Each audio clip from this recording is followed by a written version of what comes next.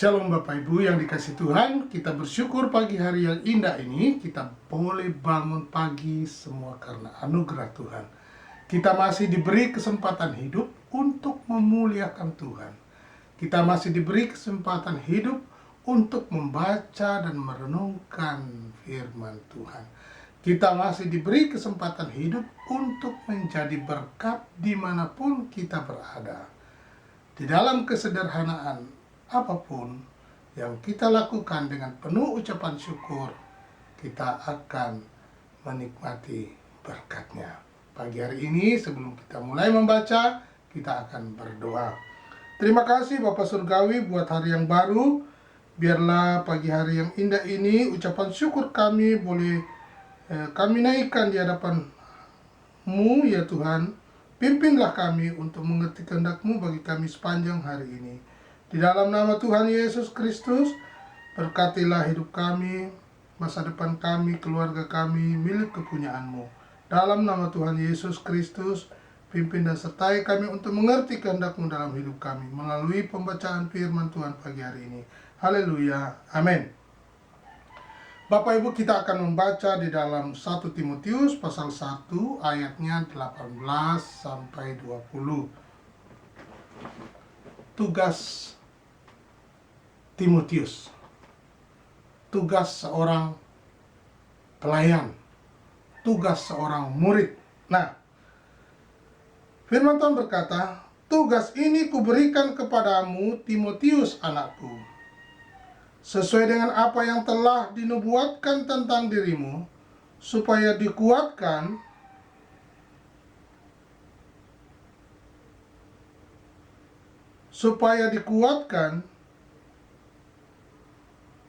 oleh nubuat itu, engkau memperjuangkan perjuangan yang baik dengan iman dan hati nurani yang murni.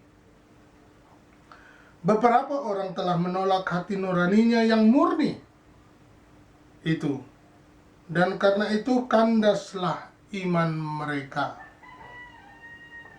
Di antaranya Himeneus dan Alexander, yang telah kuserahkan kepada iblis, supaya jera mereka menghujat. Bapak Ibu yang dikasih Tuhan, melalui satu perikop dengan ayat yang pendek ini, memberikan kita pengertian yang banyak sekali, bahwa ternyata tugas seorang murid ini ada banyak. Dan tugas ini mengandung pesan-pesan yang khusus. Coba perhatikan ayat 18. Tugas ini kuberikan kepadamu Timotius anakku, sesuai dengan apa yang telah dinubuatkan tentang dirimu, supaya dikuatkan oleh nubuat itu, engkau memperjuangkan perjuangan yang baik dengan iman dan hati nurani yang murni. Ini dia. Bagaimana ini ditanggapi, ini sebuah tugas, ya. Pertanyaannya, kenapa diberi tugas? Coba kita perhatikan di dalam 1 Timotius pasal 1 ayat 3 sampai 7.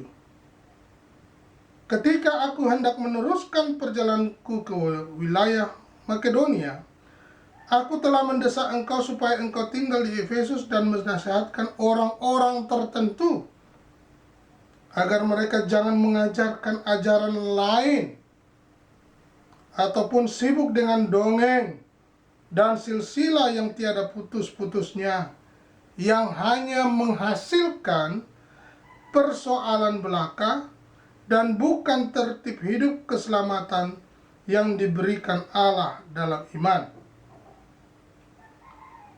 Nah, tujuan itu ialah kasih yang timbul dari hati yang suci dan hati nurani yang murni dan dari iman yang tulus ikhlas.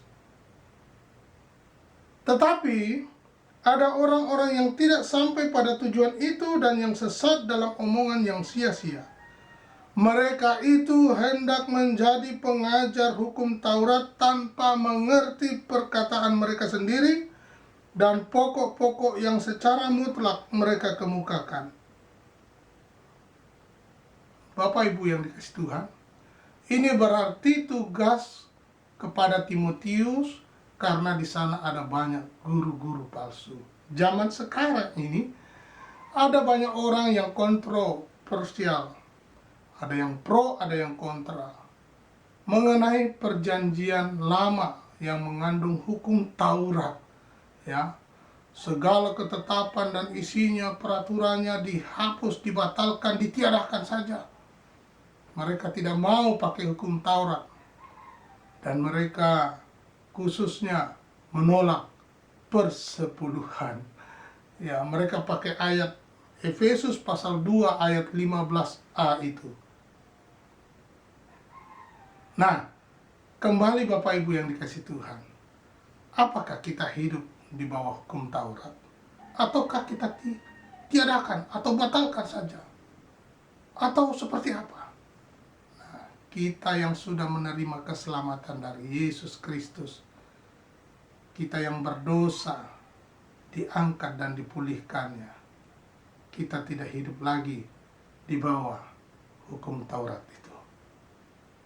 Kita hidup dalam anugerah Tuhan, kasih setianya kepada kita. Nah, kembali Bapak Ibu, tugas Timotius adalah supaya memberikan pencerahan, menasehati orang-orang tertentu supaya jangan melakukan ajaran-ajaran yang tidak sesuai dengan iman kepada Kristus. Kemudian Bapak Ibu, Paulus mempercayakan pekerjaan Injil kepada Timotius. Ya. 1 Timotius 6 ayat 20 sampai 21 berkata, "Hai Timotius, peliharalah apa yang telah dipercayakan kepadamu. Hindarilah omongan yang kosong dan yang tidak suci, dan pertentangan-pertentangan yang berasal dari apa yang disebut pengetahuan. Karena ada beberapa orang yang mengajarkannya, dan dengan demikian telah menyimpang dari iman. Kasih karunia menyertai kamu." Nah, pesan yang kedua. Lalu yang ketiga dikatakan, di dalam 2 Timotius 1 ayat 14 berkata, "Peliharalah harta yang indah yang telah dipercayakannya kepada kita oleh Roh Kudus yang diam di dalam kita."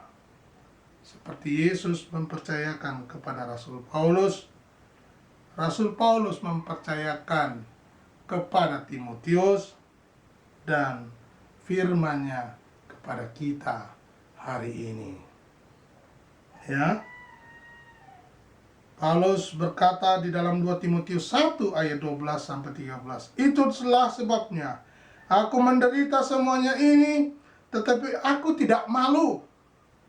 Karena aku tahu kepada siapa aku percaya, dan aku yakin bahwa Dia berkuasa memeliharakan apa yang telah dipercayakannya kepadaku hingga pada hari Tuhan. Peganglah segala sesuatu yang telah engkau dengar daripadaku sebagai contoh ajaran yang sehat, dan lakukanlah itu dalam iman dan kasih dalam Kristus Yesus." Puji Tuhan.